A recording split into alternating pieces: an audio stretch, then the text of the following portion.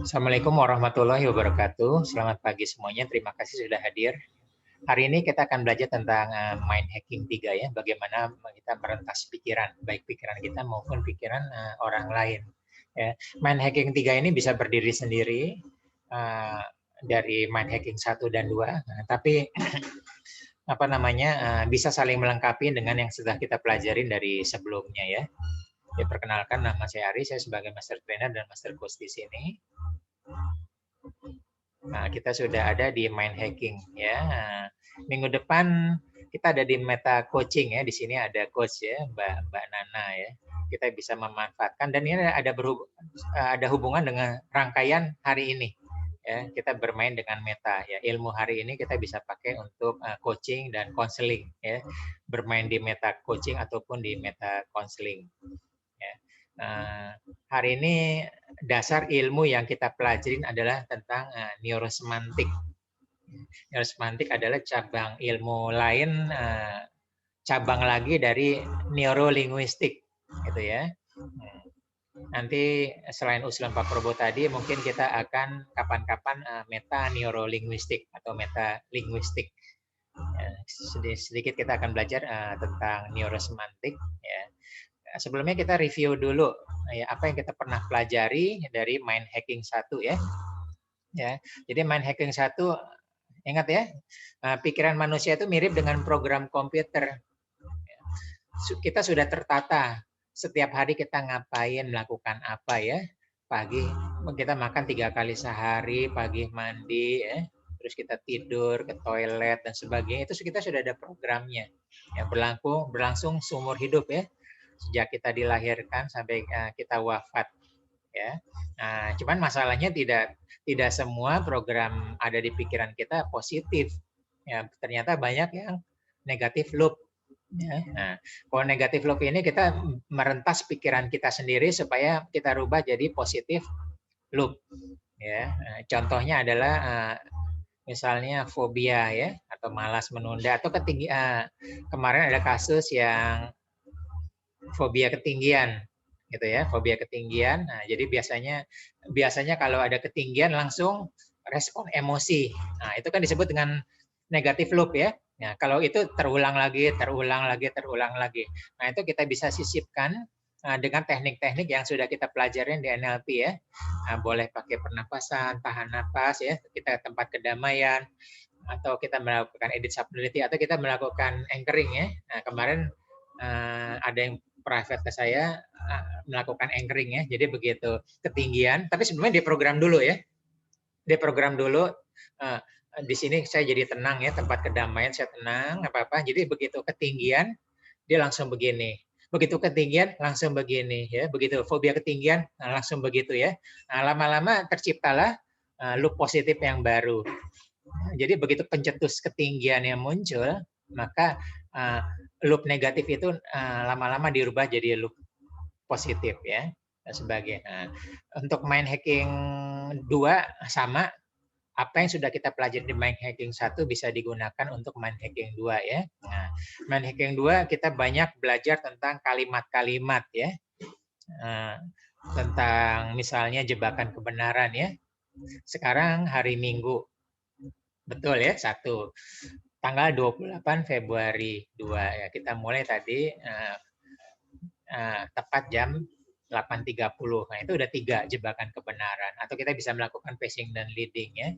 Gitu loh. Yang kita udah pernah belajar hypnowriting juga ya. Atau kita melakukan repetisi. Nah, tapi di mind hacking 3 justru kita tidak belajar tentang kalimat. Ya, kita anggap sudah belajar di sebelumnya ya. Tapi enggak juga enggak apa-apa. Ya, kita fokus pada makna dan momentum. Ya, semantik itu tentang konteks. Ya, kalimat bisa sama tapi dengan momentum atau situasi kondisi yang berbeda, maka maknanya bisa berbeda. Nah, di mind hacking 3 kita belajar tentang makna dan momentum ya. Ya, dan aplikasi ini luar biasa, bukan hanya diri sendiri, bahkan bisa mempengaruhi satu negara. Ya, contohnya nanti ada ya tentang Adolf Hitler, ya tentang Bung Tomo di Surabaya. Nah, itu hebatnya makna dan momentum. gitu ya. Nanti kita akan pelajarin ya.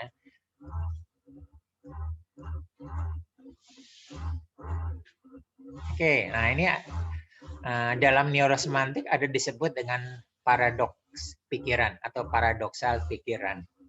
Ya. Manusia adalah makhluk paling pintar di muka bumi ini. Setuju semua ya? Kita menganggap kita paling pintar. Nggak ada lagi. Itu anggapan kita kan? Satu, itu hukum pertama paradoks pikiran. Hukum kedua, tapi berapa banyak orang yang dibodohi oleh pikirannya sendiri. Dan inilah yang terjadi, ya.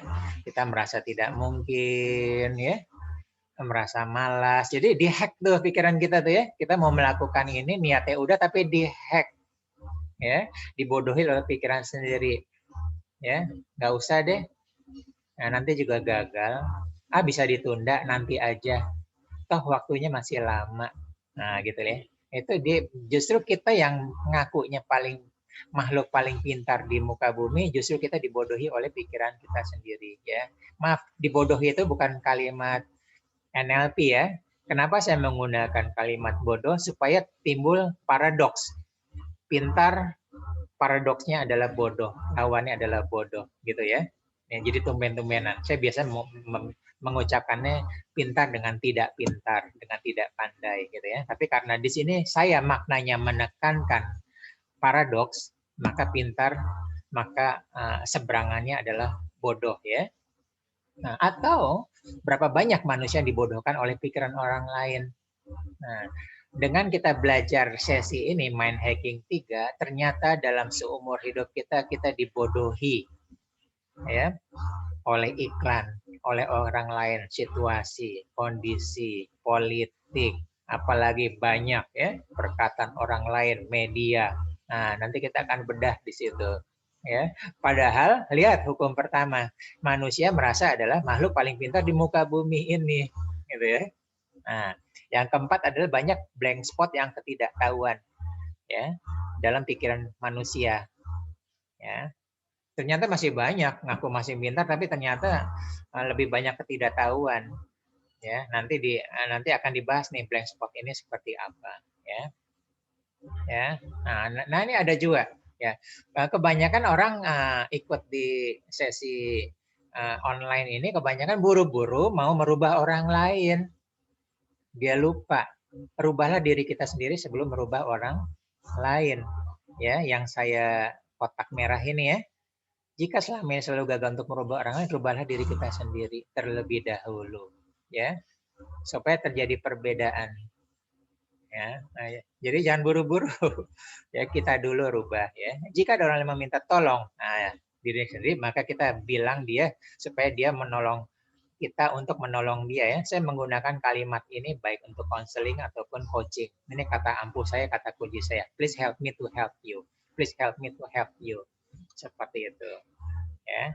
Dan yang ketiga adalah paradoks pikiran dalam ilmu neurosemantik disebut juga paradoks persuasif. Karena sebenarnya sesungguhnya apa yang kita bicarakan semua tentang pendekatan persuasif ya. Kita harus persuasif dengan pikiran kita sendiri supaya kita bisa merubah. Gitu ya. Harus kita persuasif. Kita harus dekat dengan diri kita sendiri. Kita harus dekat dengan pikiran kita sendiri ya.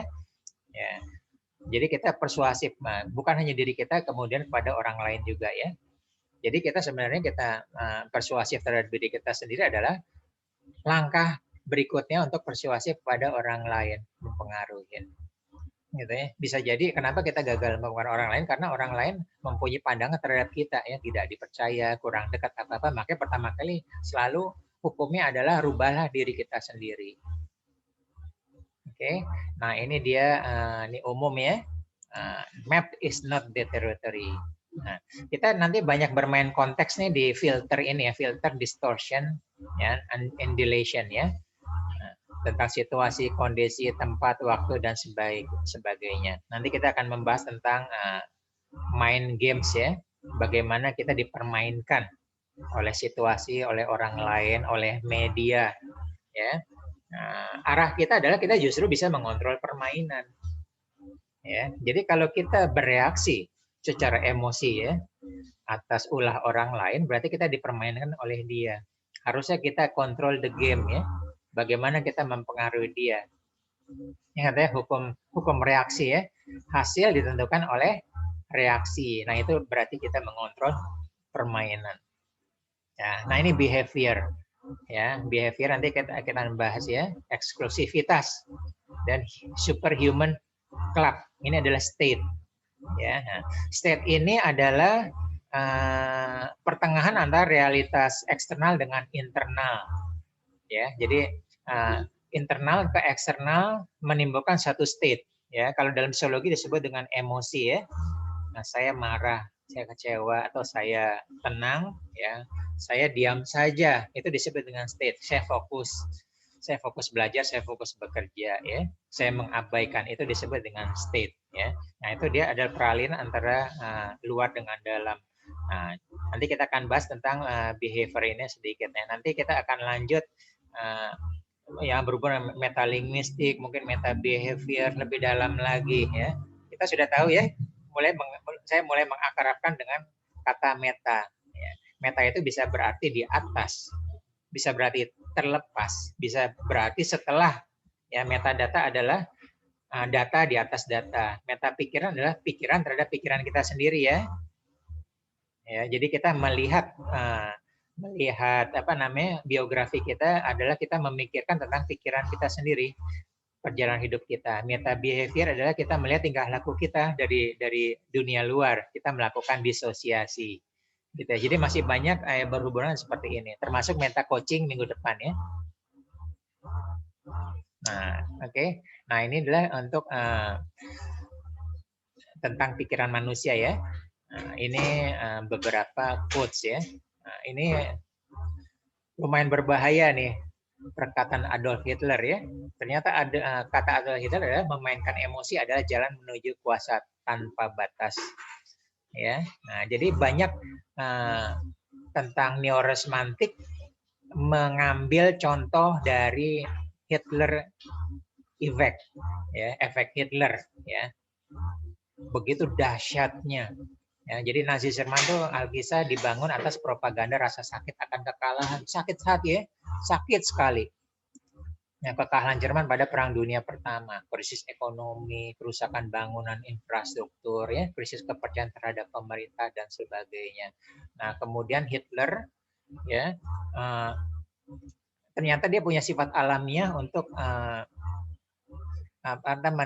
menghacking pikiran orang banyak ya. Dia propagandakan tentang ketidakpercayaan terhadap pemerintah ya. Jerman itu bangsa unggul, bangsa Arya ya.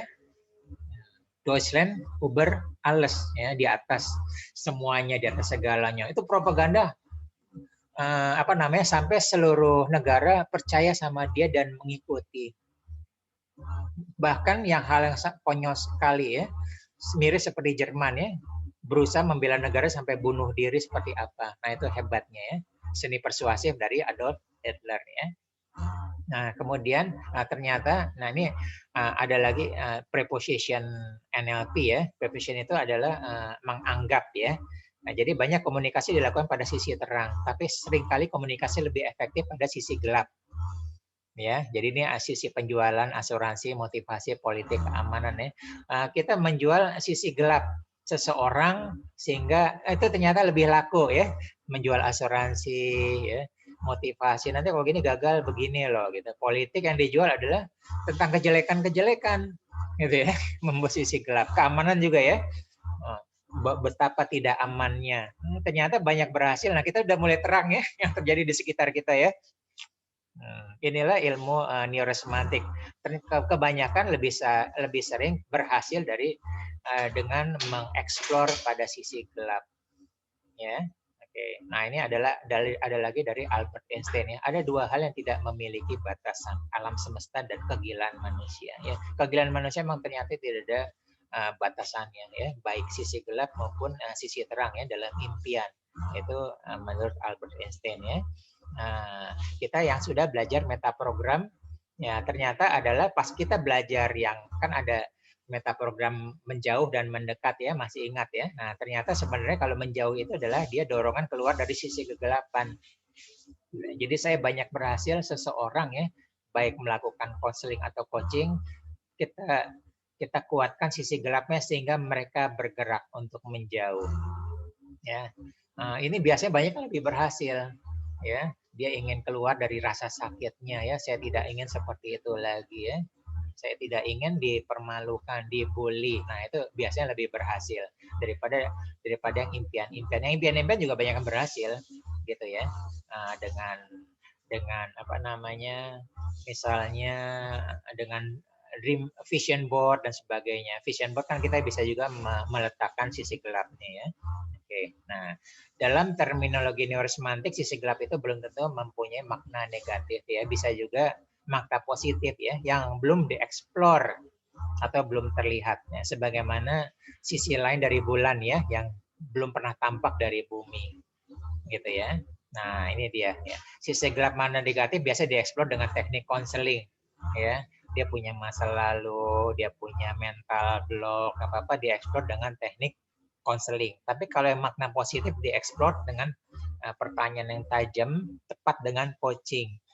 Ya, kemudian nanti dioptimalkan dengan teknik mentoring. Ya, puzzle-nya nanti dilengkapkan oleh training. Ya, jadi training ke arah knowledge-nya, mentoring ke arah skill-nya. Oke, nah sekarang ternyata kita fokus sama dengan makna ya, makna kata atau konteks ya. Nah, jadi ini luas sekali ya. Makna kata bisa berbeda pada waktu yang berbeda, ya, bisa berbeda pada tempat yang berbeda, pada usia yang berbeda, peristiwa yang berbeda, situasi berbeda, kondisi berbeda, geografisnya berbeda, ya, dan akhirnya mempengaruhi pikiran. Ya, dan akhirnya mempengaruhi perilaku. Nah, contoh ya, kalau kita tanyakan apa prioritas kita, bahagia dulu, sehat dulu, uang dulu, hidup dulu, atau yang penting aman, atau yang penting merdeka, atau kekuasaan dan sebagainya. Tapi karena waktu yang berbeda, maka respon orang bisa berbeda ya. Sewaktu muda kerja keras untuk mengumpulkan uang, sampai dia mengabaikan kesehatannya. Tapi sudah tua nanti udah berbeda prioritasnya karena kesehatan jauh menurun. Untuk mengembalikan kesehatan berapapun akan dia bayar. Nah, gitu ya. Nah, kita sudah mulai mengerti akan konteks ya. Nah, zaman pandemi saat ini apapun dilakukan untuk bertahan hidup ya, nguli-nguli ya, dan sebagainya. Apapun ya. Tapi zaman penjajahan dulu enggak. Justru orang berani mengorbankan nyawa demi kemerdekaan dan kelangsungan hidup anak cucunya. Nah, jadi kontradiktif ya. Yang satu demi bertahan hidup, dulu nggak apa-apa. Nyawa taruhannya. Gitu ya. Nah, jadi maknanya sudah berbeda. Apakah kita hidup, apakah kita merdeka. Gitu ya. Nah, umum bahwa membunuh itu adalah suatu kejahatan. Ya, tapi kalau keluarga akan terpaksa membunuh seseorang penjahat yang mengancam keselamatan seluruh keluarganya. Nah, kalau begitu dia dianggap pahlawan karena melindungi ya keluarganya terhadap kejahatan, gitu ya. Nah, kemudian kita pernah belajar metaprogram NLP ya, menjauh dan dekat ya. Nah, jadi ada klien asuransi tipe mendekat nggak akan tertarik menawarkan hasil dengan menjual resiko ya. Gitu. Kalau yang tipe mendekat ya berilah tentang manfaat ya, tentang investasi, tentang apa-apa ya. Sedangkan kalau yang menjauh berilah tentang resiko-resiko ya, meninggal, sakit kritis, kebangkrutan dan sebagainya. Nah, ini metaprogram juga kita sudah bisa memanfaatkan neurosemantik ya. Nah, oke. Dulu orang suka belanja di mall, nyaman, aman ya, dan sebagainya. Tapi zaman ini udah berubah ya 180 derajat. Masih ada tapi dikit sekali ya. Orang sudah senangnya belanja online ya dengan alasan kesehatan dan sebagainya. Nah, artinya kita sudah mulai tahu, mulai mengerti bahwa kalimat boleh sama. Nah, tapi di situasi yang berbeda, waktu yang berbeda, usia yang berbeda, maka maknanya bisa berbeda ya. Bisa juga contoh otoritas ya. Nah, kalau terhadap pembantu kita bisa melakukan menyuruh dia untuk apapun ya, atau dibatas ya, dibatas tugas dia. Tapi kalau orang lain kan nggak bisa ya. Siapa lo ya mau membantu kecuali kalau ada alasan yang tepat ya. Seorang jenderal pun tidak bisa menyuruh rakyat sipil untuk pergi berperang. Ya, tapi karena otoritas dia bisa menyuruh prajurit untuk berperang ya. Gitu lah, walaupun one way ticket ya. Berperang dan kemungkinan besar tidak kembali. Nah, itu karena otoritas ya. Sama-sama nyuruh perang, yang satu nggak mau, satu mau ya. Bisa juga produk dan jasa tadi kita udah bahas ya. Ya. Dulu mungkin kurang, tapi sekarang lihat kargo ya, kurir, jasa-jasa. Kan zaman pandemi ini orang tidak bergerak, tapi barang yang bergerak. Gitu ya. Nah, dulu juga jadi ini adalah booming, dapat momentumnya aplikasi online semacam Zoom. Nah, dulu nggak, biasa-biasa aja ya. Mau marketing seperti apa nggak laku. Ya, kemudian juga ada, nah ini yang paling sering digunakan untuk contoh dalam neurosemantik ya. Merdeka ya. Sekarang kita teriak merdeka-merdeka di depan rumah, di jalanan kita akan diketawain orang ya. Tapi kalau kita mulai biasa ya, kalau kita supir angkot ya, di Bogor dan Bandung tahu ya artinya merdeka ya, stasiun merdeka atau jalan merdeka ya. Jadi kalau supir angkot di Bandung, merdeka Bu, merdeka, nah gitu kan, artinya ini adalah jurusan merdeka ya, jalan merdeka atau stasiun merdeka. Tapi beda lagi arti merdeka saat kita meneriakan pada peristiwa ya revolusi 10 November 1945 di Surabaya ya. Merdeka ini konteksnya berbeda, maknanya berbeda ya. Pada suatu waktu yang berbeda, tempat yang berbeda. Ya, emosi kita juga saat kita menyanyikan Indonesia Raya ya. Hari ini biasa saja ya. Anak sekolah setiap hari Senin rutinitas aja ya, membosankan gitu ya. Tapi begitu kita menyanyikan lagu Indonesia Raya di Gelora Senayan saat tim Indonesia memperoleh medali emas, wah semangatnya bergemuruh, badan kita bergetar ya dan sebagainya. Nah, ini diam nih. Ya, mungkin perlu belajar banyak terhadap Presiden Soeharto ya, yang nggak banyak ngomong ya. Misalnya menterinya ada suatu masalah ya, menceritakan kepada Presiden Soeharto. Presiden Soeharto cuma diam aja atau memandang sebentar ke menterinya. Dia cuma bilang selesaikan atau bereskan. Nah, itu biarlah menteri itu mencernakan maknanya menurut dia sendiri ya. Jadi kalau misalnya itu udah di luar tanggung jawab Soeharto, biarlah mereka melakukan sendiri ya. Ya, apakah harus dibunuh ya, harus disingkirkan ya, atau harus diselesaikan secara elegan. Nah, ini makna ya, diam. Nah, dan ini diam ini lebih powerful dari bicara 1000 kata. Nah, hebatnya ini ciri khas Presiden Soeharto ya, dengan ketenangannya. Ketenangan itu justru kuat, gitu ya. Kekuatan, the power of diam ya, silent. Oke, kita pernah belajar, kita sudah biasa ya, beta, alfa, theta, dan delta. Tapi lihat, banyak peak, suatu potensi atau energi terjadi pada gamma. Ya, ini di luar normal tapi bisa dikondisikan, dilatih ya. Olimpiade adanya di sini ya, peak. Ya, dilatih sampai mencapai batas teratas potensi manusia. Energinya juga seperti itu ya. Bisa karena ketakutan, bisa dilatih ya. Ingat ya, sering kita dengar cerita kita dikejar. Kita ada suatu tembok misalnya tingginya 1,8 meter ya. Selama ini kita tidak bisa meraih atau 2 meter ya. Tapi karena dikejar anjing, tiba-tiba kita bisa naik ya, bisa nangkep puncak temboknya dan kita bisa lari. Itu karena peak ya. Kita saat itu ada di posisi gamma.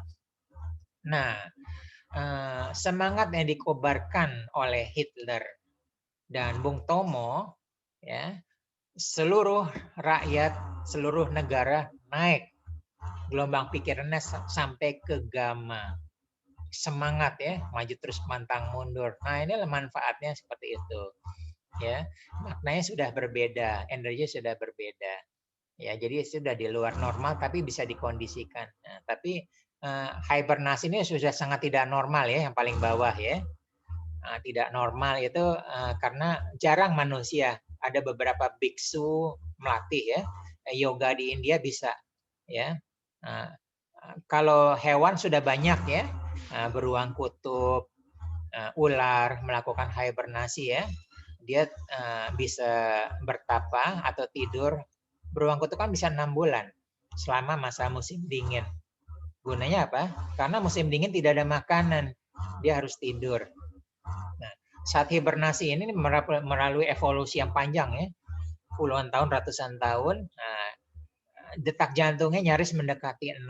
Artinya apa? Kalau detak jantung mendekati 0, artinya metabolisme tubuh sangat irit, mendekati 0. Ya, konsumsi gizi sangat mendekati 0, konsumsi oksigen mendekati 0, sehingga dia bisa bertahan tubuh ya, tidur lama, tidur panjang.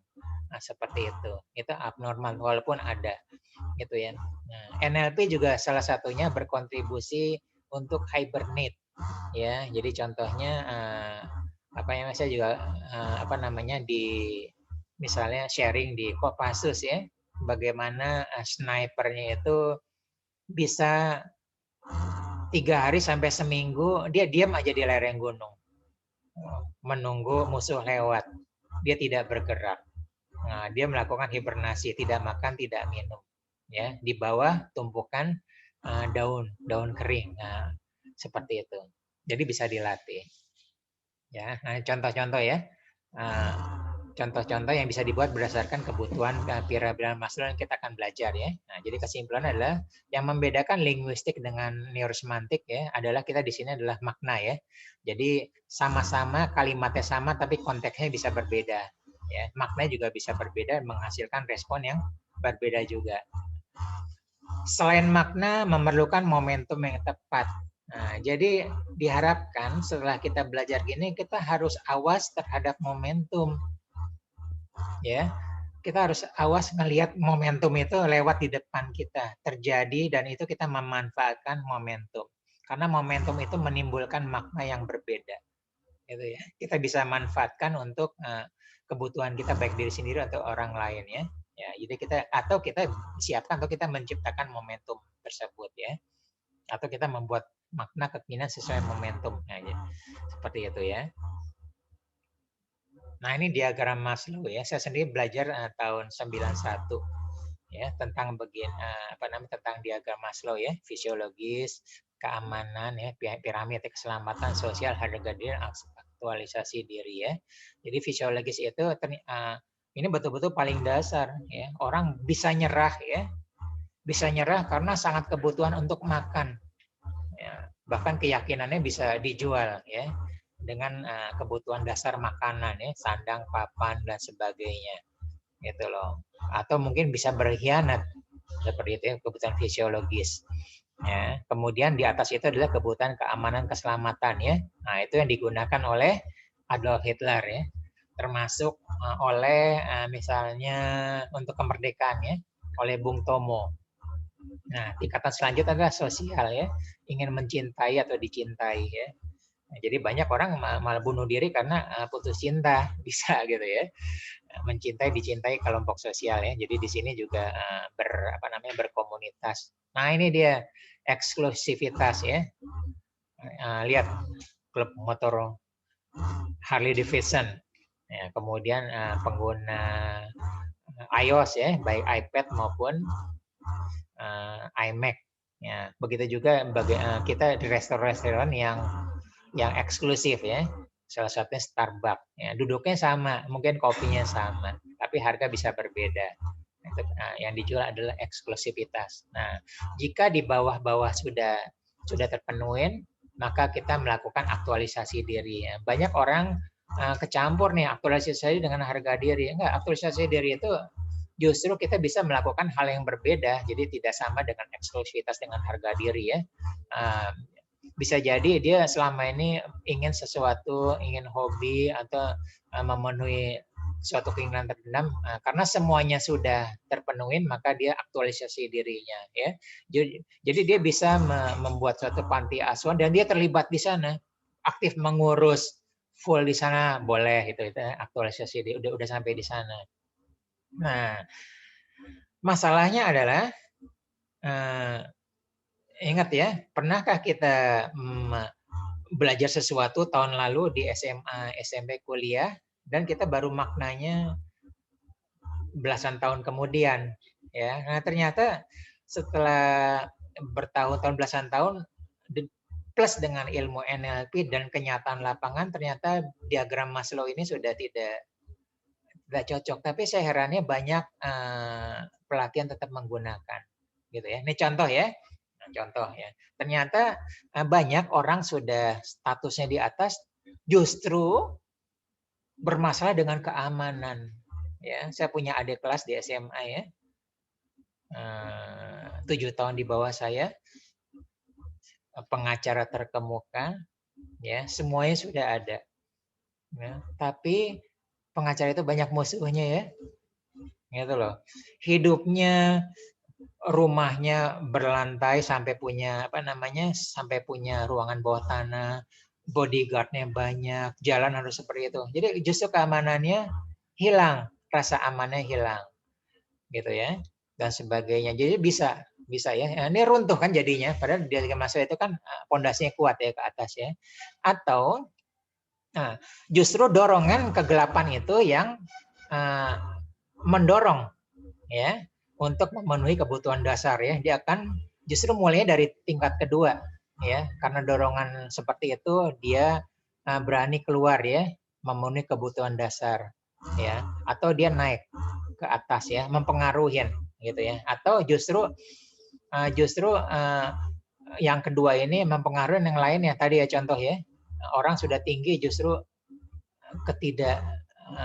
dia ada sendiri, kesendirian di puncak sana ya, kesendirian, keamanan, tidak punya teman karena dia ada di puncak sana, seperti itu ya. Jadi di sini adalah banyak hal yang tidak berupa piramid ya, diloncat-loncat. Nah, oke, sekarang kita akan belajar tadi tentang diagram Maslow ya, sekarang tentang teori asosiasi ya. Nah, ini adalah cara berpikir manusia ya. Cara berpikir manusia. Jadi apa hubungan manusia wanita berpakaian seksi dengan mobil sport ya? Kalau diterapkan secara rasional nggak ada hubungannya. Tapi inilah dimanfaatkan oleh pekerja media ya, pembuat iklan tahu betul cara kerja otak manusia ya. Nah, jadi kalau seseorang nyaman, tiba-tiba dialihkan, maka akan memunculkan hal yang nyamannya dianggap sama. Seperti itu ya. Nah, jadi ada di poin yang bawah ya. Nah, jadi misalnya di showroom mobil, nah gitu ya. Tiba-tiba wanita itu berbicara tentang mobil yang diiklankan, maka otomatis otak laki-laki akan mengikuti ya, gitu, dan kenyamanan seperti itu. Nah, kemudian iklan Marlboro ya atau dan sebagainya, maco ya, pria berkuda. Ya, nah banyak anak lelaki usia tanggung ya, biasa SMP mau SMA ya, terasosiasi dengan kemajuan pria di iklan tersebut ya. Maco sama dengan rokok ya, pria berkuda sama dengan Marlboro dan sebagainya. Padahal iklan di situ pria maco tersebut sama sekali tidak pernah memperlihatkan sedang merokok. Nah, itulah dahsyatnya asosiasi. Kita sudah mulai berpikir ternyata kita dimanipulasi juga oleh media. Ya, dia melakukan asosiasi dulu sehingga dengan sekali switch kita akan ngikut sesuai dengan asosiasi disamakan ya. Gitu. Jadi emang kecenderungan manusia adalah dikomunikasikan dengan asosiasi yang ada sebelumnya. Gitu ya. Ingat ya, gara-gara mobil, gara-gara rokok, maka perusahaan dengan teknik asosiasi bisa menghasilkan profit triliunan rupiah. Nah, kita studi kasus ya, menciptakan makna dan momentum ya. Oke, jadi misalnya orang bosan ya, kan sholat itu atau ibadah mingguan atau sholat 5 waktu ya, banyak anak-anak udah bosan tuh ya, wajib jadi beban gitu ya. Tapi kita dengan momen yang tepat kita bisa mengatakan nunggu momen yang tepat ya. Ibadah itu kan, sholat itu kan bertemu berbicara langsung dengan Tuhan ya, itu langka loh gitu ya. Itu akan menimbulkan rasa bahagia, rasanya amazing. Nah, kalau momen yang tepat itu bisa dapat. Ya, jadi ditunggu-tunggu tuh kita mau ibadah atau kita mau sholat tuh ditunggu, suatu momen ditunggu-tunggu. Karena itu momen yang luar biasa. Ketemu dengan raja di raja alam semesta. Nah, itu contoh ya. Kita bagaimana kita memainkan makna.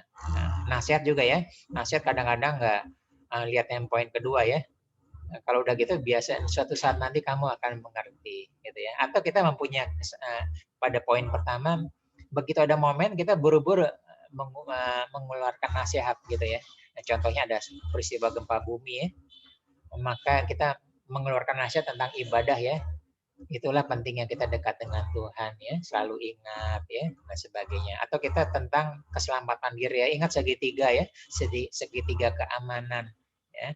Kita tidak sempat lari keluar, tapi kita jongkok di sisi meja atau di sisi lemari. Itu disebut dengan segitiga keamanan. Nah, seperti itu. Jadi emang nasihat itu memerlukan momentum supaya maknanya. Nah, momentum tidak dapat, nasihat itu nggak akan masuk ya. Jadi ini berbeda dengan yang mind hacking kedua ya. Mind hacking kedua kita banyak belajar tentang kalimat, di sini tentang makna dan momentum ya. Nah, ini tadi saya bilang tadi ya, ilmu, pernahkah kita baru menyadari manfaat ilmu dipelajari di sekolah atau kuliah, bertahun kemudian bahkan baru puluhan tahun ya, selalu lulus sekolah. Oh begitu ya, dulu saya nggak ngerti waktu lagi sekolah, waktu lagi kuliah, sekarang saya baru tahu manfaatnya ya, saya baru tahu aplikasinya, prakteknya ya.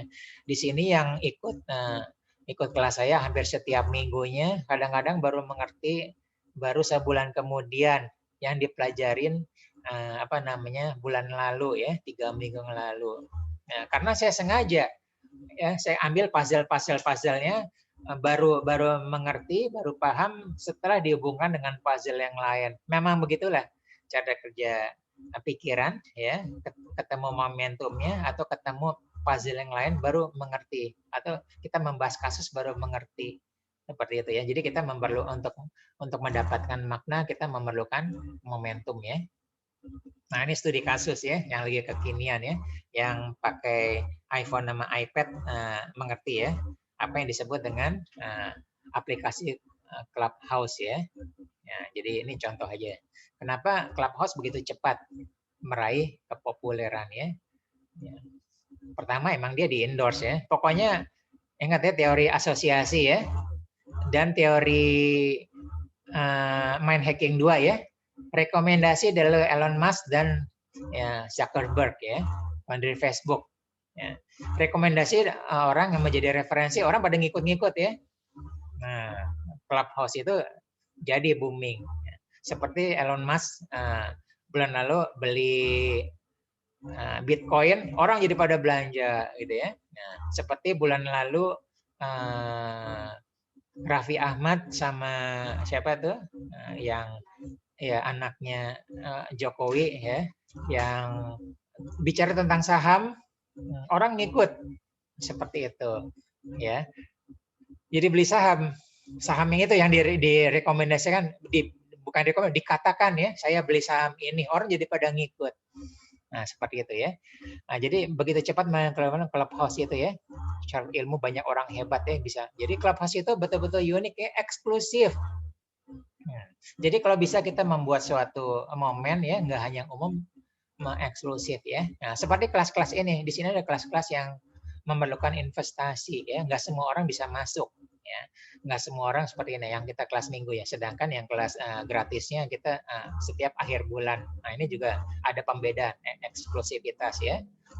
Kenapa Clubhouse cepat meraih kepopuleran ya? Karena saat ilmu ya, di sana berbagi ilmu orang-orang hebat. Dan kita punya kesempatan bisa ngobrol dengan orang hebat di sana. Ya. Jadi banyak media lain ya, tapi nggak kalah ya. Padahal LinkedIn ya, Medium bisa ya, tapi ada faktor yang lebih kuat, eksklusivitas. Ya, jadi eksklusif sekali ya, dan orang bisa masuk hanya kalau di-invite. Tapi ada rumor akan masuk Android dan eksklusivitas ini akan hilang ya. Nah, gitu loh. Kemudian juga nggak bisa di-save ya, dan sebagainya. Jadi di istilahnya kan konteks desain. Ya, jadi ilmu marketing dia mendesain lingkungan begitu eksklusifnya. Ya. Nah ini kemudian contoh Raja Frederick ya, Austria ya. Jadi Prusia Jerman ya. Nah, jadi dia akan memarketingkan makanan lain selain gandum, yaitu kentang. Padahal zaman itu adalah kentang itu makanan yang menjijikan ya bagi rakyat atau rakyat jelata ya. Pertama, emang kenapa memarketingkan kentang? Karena supaya menjaga harga gandum. Juga bisa diversifikasi makanan pokok, nggak tergantung gandum aja ya. Kentang juga. Jadi diharapkan dengan diversifikasi itu harga kentang dan gandum bisa stabil. Kemudian yang kedua adalah ketahanan pangan ya. Mengandalkan gandum aja bahaya mereka gitu ya. Nah ini masalahnya adalah rakyat Rusia itu jijik sekali dengan kentang ya. Kentang itu identik dengan makanan kotor. Ingat asosiasi ya, di dalam tanah ya, kotor ya. Bentuknya tidak bagus ya. Bahkan katanya menggelikan dan anjing pun nggak suka makanan kentang kata mereka ya. Jadi betul-betul disuruh menanam pun nggak mau gitu ya. Penolakan hebat-hebat ya. Bahkan ada keharusan sampai dibunuh.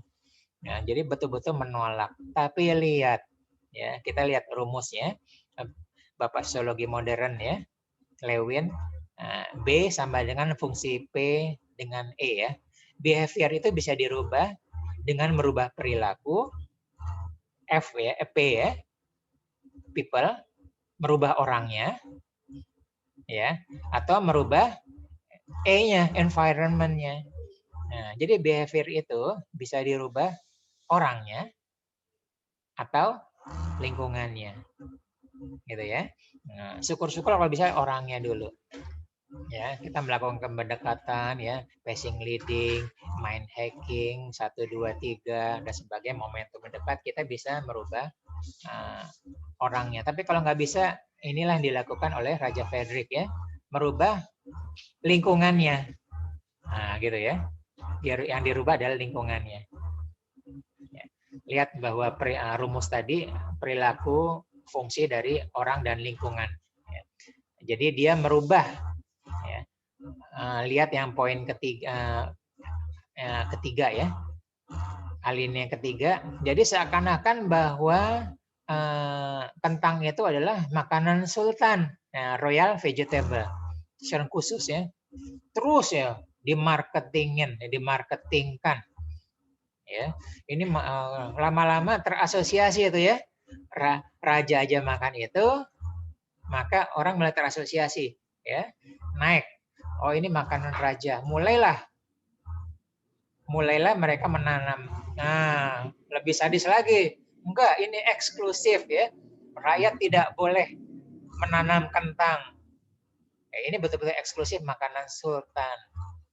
Nah, karena rakyat sudah terasosiasi, maka dia diam-diam ya underground menanam kentang di rumahnya ya Alkisah. Sampai sekarang pun kentang akhirnya terbukti sukses ya. Nah, seperti itu ya. Nah, jadi seperti itu ya. Sejarah kenapa kentang, bahkan kentang sekarang udah masuk ya, eksklusif. Lebih mahal dari nasi ya kalau kita beli, seperti itu. Oke, kita sudah selesai. Silakan kalau mau ada pertanyaan. Jadi ingat ya, ini tentang makna. Ya, jadi kita tidak belajar tentang kalimat di sini. Kita tentang makna dan kita pintar-pintar menangkap momentum. Kita masih ada waktu 9 menit, silakan kalau ada pertanyaan.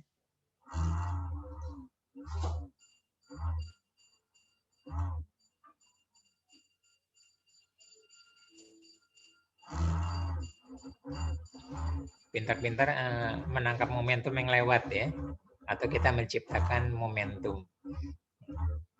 Jadi kita sejak selesai kelas ini, kita mulai fokus akan makna dan momentum. Cara berpikir kita sudah berbeda. Jadi kita sama sekali tidak berbicara kalimat, tidak membahas kalimat, gitu ya. Kalimat bisa kita olah, nanti yang kita ini adalah maknanya atau momentumnya.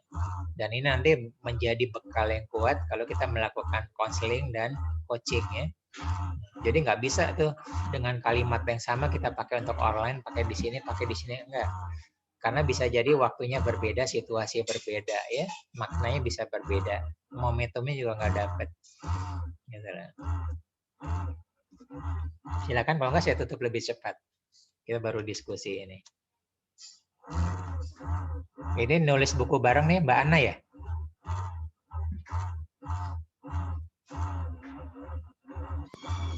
Iya. Oh, salah.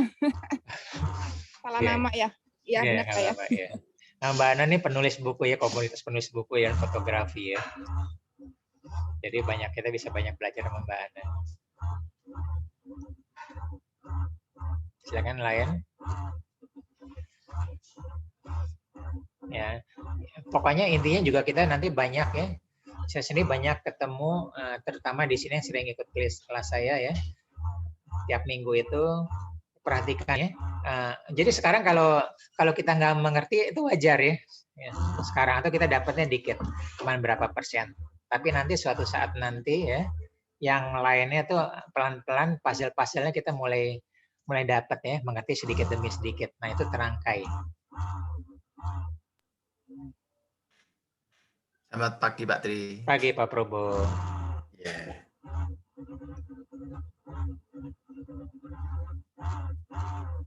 Ini tadi ngelihat diagram itu Pak, diagram apa? Maslow. Ya Mas Dul tadi Pak ya. Ya. Oke, terus ada hubungan juga dengan itu ya Pak, behavior ya Pak. Ya. Behavior itu kan jangka pendek, menengah, panjangnya kan akan berdampak pada hasil ya Pak ya, Betul, atau ya. Perubahan ya Pak. Ya betul ya. Di situ ada faktor P Pak, perilaku. Jadi kalau apa ada Pak dalam sesi ini atau dalam konteks ini berhubungan dengan perilaku manusia itu, kalau kita ingin edit atau kita rubah itu ada diagramnya nggak Pak? Misalnya nih Pak, misalnya yang paling fundamental itu keyakinan gitu. Kalau keyakinan sulit tuh dirubahnya misalnya gitu Pak. Oh, ada nggak Pak ya kira-kira Pak? Oke, makasih Pak Bro. Diagramnya tidak ada ya. Nah, saya lihat, saya kasih ada dua yang saya mau sampaikan.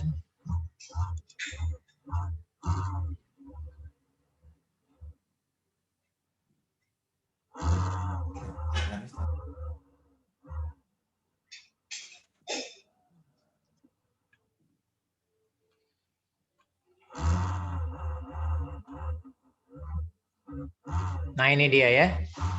Lihat yang filter, distortion, sama dilation ya. Gitu loh. Nah, ada beberapa bisa kita rubah konteksnya. Ya. Tapi ada beberapa saringan ini begitu kuatnya yang susah kita rubah, bahkan mustahil kita rubah. Ya. Jadi seseorang yang sudah punya dogma kuat, keimanan kuat tuh nggak bisa dirubah Pak Probo. Ya, filternya kuat tuh ya. Keyakinan itu ya. Iya, keyakinan. Itu semacam keyakinan, Pak.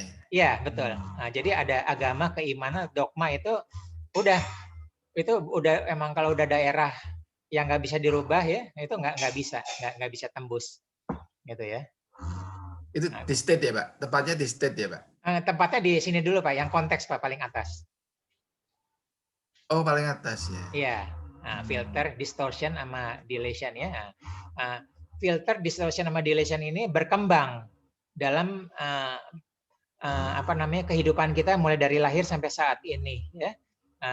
Pendidikan dari orang tua, lingkungan ya, keyakinan, sekolah gitu ya.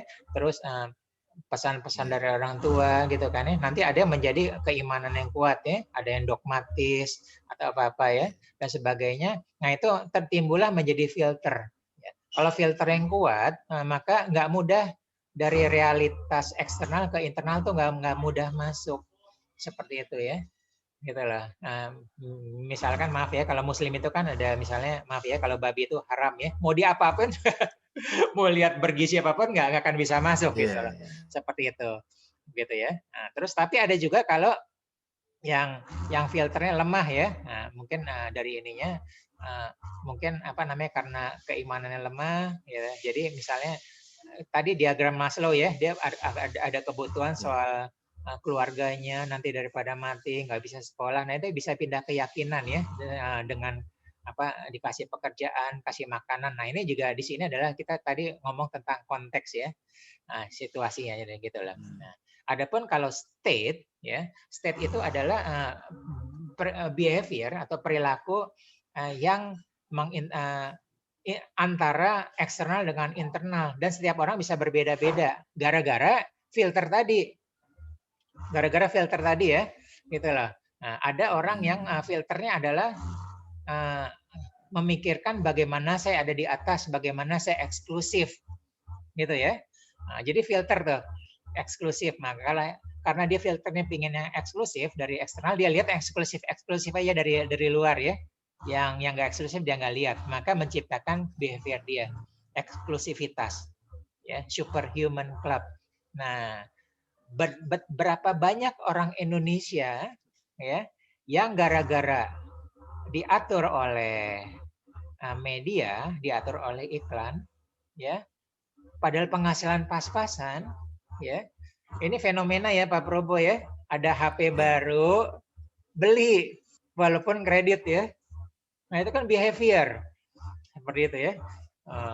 Terus iPhone ya belum muncul sudah diciptakan ya bahwa ini langka.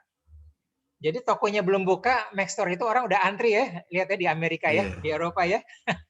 Dia menciptakan, gitu loh. Hebat itu, apa namanya Apple itu ya. Dia menciptakan konteks sehingga nanti behaviornya. Nah, jadi behavior ada perilaku itu state-nya. Nah, luarnya sama, existing reality sama ya, sama. Dunia itu di luar netral ya Pak Probo ya. Iya. Netral. Tapi karena saringan kita berbeda, ya saringan ini tadi karena apa namanya? Karena iklan yang masif dan sebagai referensi yang masif, maka lihat yang poin kedua, main games, ya. Kita sudah dipermainkan, ya. Ini loh, apa namanya? Ini produk Sultan ya. Kamu akan berbeda kalau megang ini, ya. iPhone berbeda dengan Android, ya. MacBook berbeda dengan ini ya. Moge berbeda ya, nggak banyak orang itu ya. Atribut Moge ya. Itu kita sudah itu habis itu timbullah state yang di bawah itu. Saya eksklusif, gitu ya. Gitu ya. Tapi kalau saya sih ngopi yang 4.000 juga oke ya di warung gitu ya. Tapi kalau enggak yang itu dia eksklusif ya. Oh saya ngopi harus di Starbucks, gitu ya. Habis itu dia potret ya, di posting di Instagram. Nah itu eksklusivitas. Nah sebenarnya poinnya di kedua ini Pak Probo, main games, ya. Kita mau terus dipermainkan ya sampai harta kita habis atau kita mengontrol permainan ya. Ya banyak teman-teman saya di sini kurang nggak ada ikut. Saya menasihati mereka yang di dunia asuransi misalnya atau di dunia MLM ya, mereka menunjukkan bahwa mereka sukses ya dengan barang-barang, dengan mobilnya, dengan rumahnya, padahal nggak tahu di belakangnya itu apa namanya itu hutang ya. Nah, jadi saya punya banyak teman yang habis itu dia jatuh karena seperti itu dipermainkan ya, dipermainkan oleh posisi dia sebagai leader, dia orang sukses terus ya. Terus seperti itu kan dipermainkan. Nah, seperti itu. Nah, itu bisa memainkan itu ya, seperti itu. Ya, jadi jawaban Pak Probo nih ada tiga yang di atas ini nih. Jadi konteksnya, main gamenya juga dengan behavior. Padahal tadi pertanyaan Pak Probo kan tentang behaviornya. Gitu loh. Iya. Pak, berarti saringan ini yang istilahnya RAS itu betul, Pak? Betul, ini RAS ya. Activated Angular System. Ini RAS ya. Jadi RAS ini kalau dalam ilmu NLP terbagi dari 3 ya. Filter ya, filter itu ingat ya, filter itu membedakan. Saya pernah kasih contoh lalat dengan lebah ya. Iya, reframe Mbak ya, reframe. Ya, reframe. Lebah hanya lihat yang bagus-bagus saja, gitu ya. Sampah nggak dia lihat. Itu bukan berarti lebah lebih baik dari lalat ya. Ini cuman metafora aja bahwa itulah kita reframe yang bagus-bagus saja. Ya, dia walaupun ada di tumpukan sampah, ya karena reframe-nya bagus, dia hanya lihat yang bagus-bagus, nggak kelihatan tuh sampah tuh, gitu ya. Dan sebaiknya adalah lalat ya. Lalat walaupun di taman bunga yang indah, yang dicari apa? Kotoran. Nah itu sampah.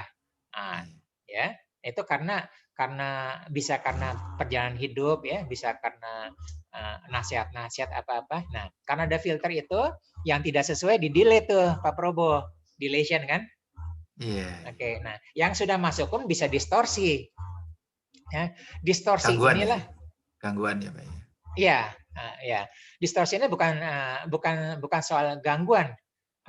Artinya berubah makna. Oh, berubah makna. Iya, inilah kita di Mind Hacking 3 tentang makna. Iya, Kita bicara tentang distorsi kan. Nah, kasusnya sama Merdeka kan? Ya, tapi kalau Merdeka yang bilangnya sopir angkot, "Merdeka Bu, Merdeka Bu." Ibunya, "Iya, iya, iya." Ya, dia manggil kan. Karena dia mau ke jurusan Merdeka naik angkot itu. Nah, itu kan distortion kan?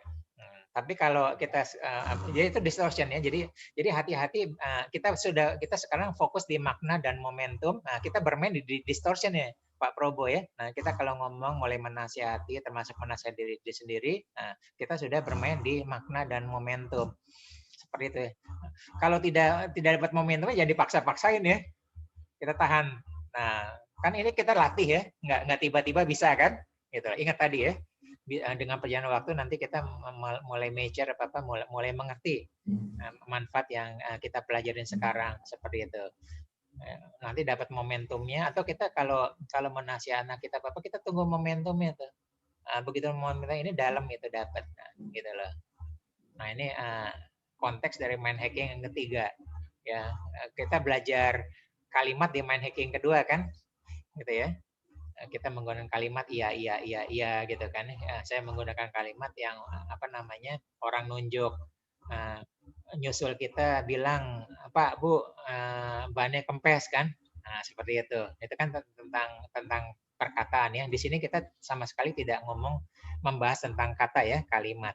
Tapi kita tentang maknanya. Nah, kalimat terserah bikin sendiri. Tapi makna itu lebih kuat. Seperti itu. Pak, berarti konteks ini kan batasan antara pikiran sadar dan pikiran bawah sadar ya Pak ya? Iya, betul. Iya. Maknanya bisa berbeda. Iya. Kalau mind game dan behavior udah masuk pikiran bawah sadar ya Pak ya? Sudah bikin bawah sadar. Kita dipermainkan. Ya, kita di ini terus menerus ya. Terus kalau ini asosiasinya apa gitu ya, asosiasinya apa ya, mobil mewah asosiasinya merek apa, kita udah tahu kan, gitu loh, mobil mewah asosiasinya mereknya apa aja ya, gadget mewah asosiasinya apa ya, gitu loh. Terus karena laku banyak kita udah tahu ya, mobil 1000 umat mereknya apa kan, nah itu sebenarnya kita udah masuk tuh semua seperti itu. Begitu juga hubungan dengan dipermainkan dengan behavior, ya, timbul asosiasi. Ya, ingat nggak kalau kita lagi malam-malam hujan dingin terus kita lapar ya, yang pertama kali kita pikirkan masak apa? Indomie Pak. Betul sama, Indomie. Ya kan? Nah, itu berhasil itu, gitu ya. Atau ya kan baru meninggal tuh yang bikin rasa Indomie ya. Nah, atau ada orang satu kita setengah lapar sih, dia masak baunya sedap kan, kita tercetus kan, pingin itu juga, pingin masak juga kan. Nah, kita dipermainkan itu. Hebat ya. PPS ya Pak ya. Iya, hebatnya gitu loh. Kita begitu masuk supermarket ya, kita datang ke suatu supermarket atau datang ke Carrefour karena brosur yang dikirimkan ya. Wah, ini lagi murah nih ya. Hari ini aja ya kita kesana ke Carrefour ya. Begitu kita ke Carrefour ya, niatnya belanja cuma 75.000, lihat ya. Ini beli 2 gratis 1 ya. Mulai tertarik kan, kita beli kan. Mumpung di sini kata dia. Ya. Ingat kita pelajaran apa tuh bahwa emosi akan membenarkan, mencari kebenaran gitu loh. Pikiran sadar akan mencari kebenaran apa yang ada di emosi kita gitu ya. Ini mumpung di sini nih, mumpung murah nih ya, gitu loh. Akhirnya kita belanja bisa 300.000 sampai 500.000 kan. Nah itu udah kita dipermainkan. Nah di sini adalah selain kita belajar mencari momentum, ya mulailah kita awas bahwa kita tuh sebenarnya dipermainkan oleh media, ya, oleh supermarket, oleh marketing dan sebagainya. Ya, jadi kita mulai meningkatkan wawasan kita ya. Kita ternyata kita habis ya, lebur ya, pantas gitu ya. Pengeluaran kita banyak ya, pantas kita seperti ini, pantas anak kita seperti ini. Ya, kira-kira seperti itu Pak Probo. Iya Pak. Ya, baik Pak, terima kasih Ya, Pak. sama-sama. Silakan ada pertanyaan yang lain. Waktu sudah lewat, silakan satu pertanyaan. Kalau enggak kita tutup.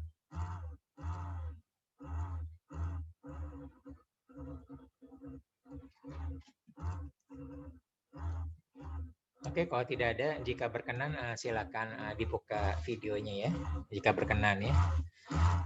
Kalau enggak apa-apa, kita akan melakukan sesi foto. Nanti habis itu kita lanjut ya, diskusi di WA Group. Oh, Mbak Ana habis ini juga ya, olahraga juga ya?